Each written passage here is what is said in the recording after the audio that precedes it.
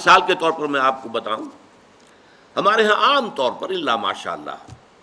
کٹر مذہبی قسم کے جو لوگ ہوتے ہیں وہ شریعت کے ظاہری احکام میں بہت سخت، بہت متشدد، ذرا سا ادھر سے ادھر ہو گیا، کسی نے حنفی مسجد میں رفع یدین کر لیا تو قیامت برپا ہو گئی، یہ کون آ گیا ہمارے یہاں؟ حالانکہ کون سی بڑی قیامت آ گئی اس میں؟ کسی نے اونچی زبان سے اونچی آواز میں اگر آمین کہہ دی تو ایک مصیبت ہو گئی۔ تو ان چیزوں میں تو بڑے جازم، بڑے پختہ اس پہ جھگڑے کریں گے، مناظرے کریں گے، لیکن عام طور پر دیکھا گیا ہے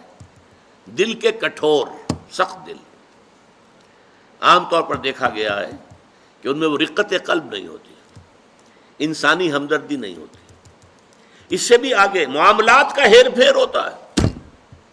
چھوٹی چھوٹی باتوں پر جھگڑ رہے ہیں شریعت کی، اور سودی کاروبار ڈٹ کر کر رہے ہیں، کوئی پرواہ نہیں۔ گویا کہ حضرت مسیح علیہ السلام نے جیسا کہ یہودیوں کے بارے میں کہا تھا کہ تم مچھر چھانتے رہتے ہو اور سموچے اونٹ نگل جاتے ہو، چھوٹی چھوٹی چیزوں کے اوپر بحثیں ہیں، مناظرے ہیں، گفتگویں ہیں، دلائل ہیں، کتابیں موٹی موٹی شائع کی جا رہی ہیں، چیلنج کیے جا رہے ہیں، لیکن یہ ہے کہ جو بڑے بڑے منکرات ہیں، حرام شے، اس میں ملوث ہیں۔ تو یہ ایک نیکی کا ایک خاص تصور ہے کہ جو ہمارے ہاں ایک مذہب کا جو کٹر مذہبی طبقہ ہے عام طور پر اس کے اندر پایا جاتا ہے، اور اسی کا رد عمل ہے کہ ہمارے ہاں کا نوجوان طبقہ جو ہے، ظاہر بات ہے کہ نوجوان حساس ہوتے ہیں، بلکہ ایسے لوگوں کی اپنی اولادیں جو ہیں ان میں ایک رد عمل پیدا ہو جاتا ہے، اس لیے کہ ان سے چھپا نہیں ہوتا اپنے باپ کا کردار کہ یہ نیکی کے کس تصور پر عمل پیرا ہے، اس کا کردار حقیقتاً کیا ہے۔ اس میں ہمدردی جو ہے نوع انسان کی نام کو موجود نہیں ہے، کسی کو تکلیف میں دیکھ کر اس کا دل جو ہے دکھتا نہیں ہے، اس کا ہاتھ اپنی جیب کی طرف نہیں جاتا کسی بھوکے کو دیکھ کر۔ لہٰذا وہ جو کردار کا ایک تضاد سامنے آتا ہے کہ ایک طرف یہ بڑا مذہبی بنا پھرتا ہے اور حقیقت میں اس کے کردار کا عالم یہ ہے، تو اس کا رد عمل ہوتا ہے۔ نوجوان حساس ہوتے ہیں اور ان کی سوچ بالعموم صحیح ہوتی ہے، غلط نہیں ہوتی۔ یہ دوسری بات ہے کہ رد عمل میں انسان دوسری انتہا کو نکل جائے۔ تو ایک تصور تو یہ ہے ہمارے معاشرے کے اندر جو مذہبی طبقات ہیں اور زیادہ کٹر قسم کے جو مذہبی لوگ ہیں ان کے اندر آپ کو یہ تضاد نظر آئے گا۔ اس کا بالکل برعکس معاملہ ہے ہمارے ہاں کا جو لبرل طبقہ ہے، وکلاء ہیں، ڈاکٹرز ہیں، تعلیم یافتہ لوگ ہیں، ایجوکیٹڈ ایلیٹ ہے، پروفیشنلز ہیں، ان سے آپ کو ایسی باتیں سننے کو ملیں گی کہ جناب نماز روزہ تو انسان کا انفرادی فعل ہے، کوئی کرے نہ کرے، ہاں جھوٹ نہیں بولنا چاہیے،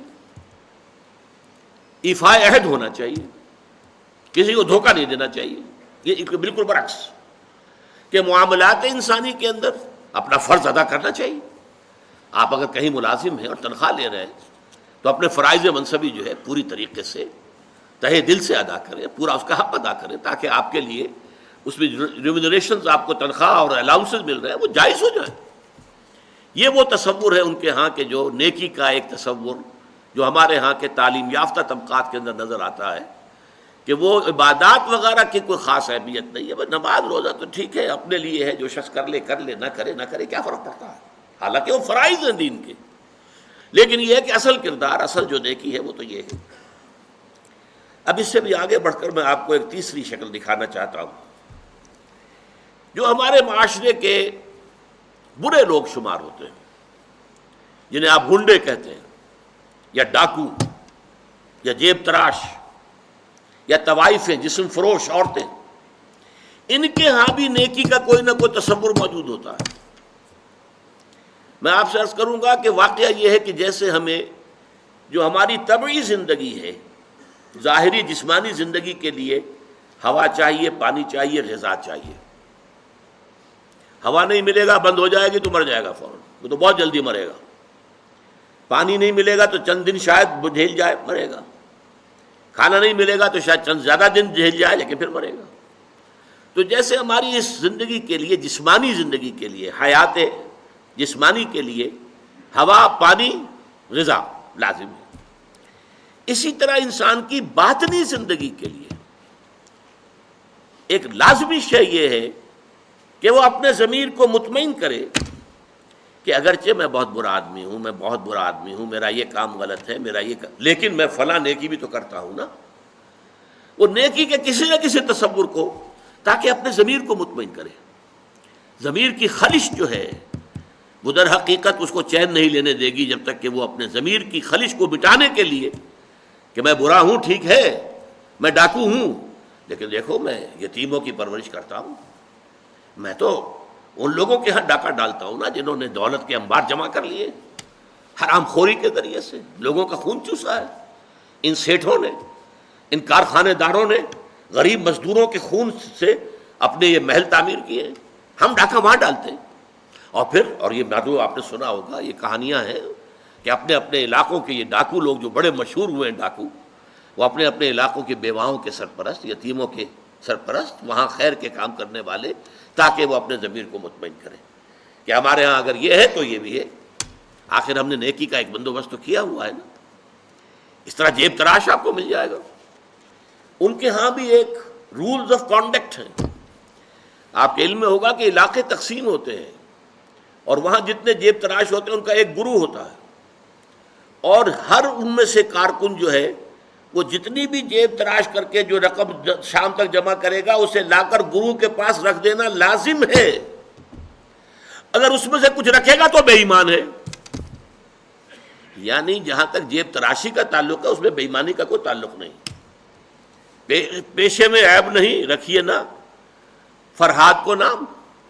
پیشہ جو ہے وہ تو پیشہ ہے ہمارا، لیکن بے ایمان وہ شمار ہوگا کہ جس نے جو بھی کمائی دن بھر کی تھی وہ ساری لا کر گرو کے سامنے نہیں رکھ دی، پھر وہ گرو تقسیم کرے گا۔ یہ ان کے ہاں کے ہیں رولز آف کانڈکٹ ہیں، ان میں ذرا سا ادھر سے ادھر ہو جائیں گے آپ تو ظاہر بات ہے کہ اس میں پھر اس کو بے ایمانی کہیں گے۔ مجھے یاد آ رہا ایک واقعہ، ہمارے ہاں منٹگمری میں جو اب ساہیوال کہلاتا ہے، ایک خاتون تھی، اچھے گھرانے کی خاتون تھی، لیکن برے دن ان پر آئے۔ وہ ہمارے ہاں کچھ ہماری والدہ صاحبہ مرحومہ کا ہاتھ بٹانے کے لیے آ جاتی تھی، کام کرتی تھی، والدہ ان کی کوئی مدد کرتی رہتی تھی۔ انہوں نے لا کے ایک دن ہماری والدہ صاحبہ کے پاس، مرحومہ کے پاس، اگرچہ ہمیں معلوم نہیں ہوا، کچھ زیور رکھ دیا کہ میرا بیٹا ہے، اس نے یہ زیور تیار کیا اپنی شادی کے لیے، یہ آپ اپنے پاس رکھ لیجئے، اور اس وقت فوری رقم ہمیں ضرورت ہے تو اتنی رقم خرچ دے دیجیے۔ والدہ نے دے دیا، معاملہ سمجھا جیسے کہ ہوتا ہے۔ بعد میں معلوم ہوا کہ وہ تو چوری کا مال تھا، اور اس کا بیٹا جو ہے وہ ایک طوائف کے ہاں ملازم تھا، اور طوائف کی چوری کی۔ اب جب یہ معاملہ پولیس میں گیا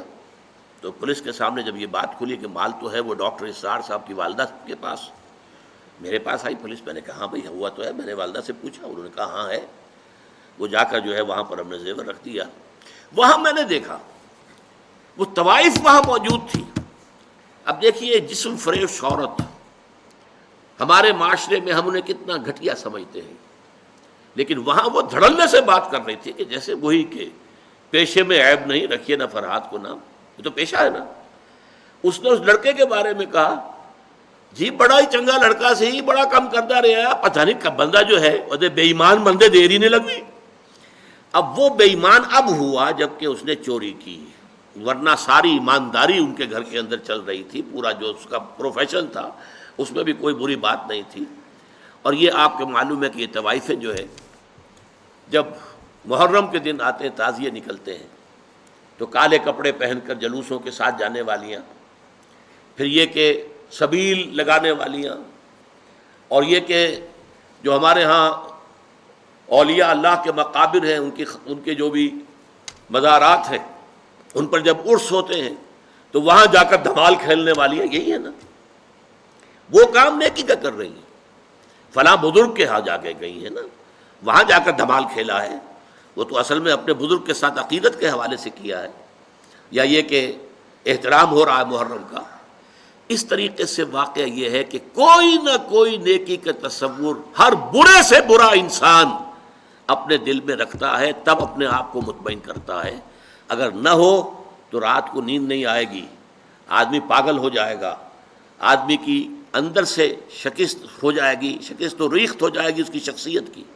ٹوٹ پھوٹ کر رہ جائے گا انسان اپنے اندر سے۔ تو یہ نیکی کے بہت سے تصورات ہیں جو ہمارے معاشرے کے اندر آج موجود ہیں۔ یہ ہے بہت اہم موضوع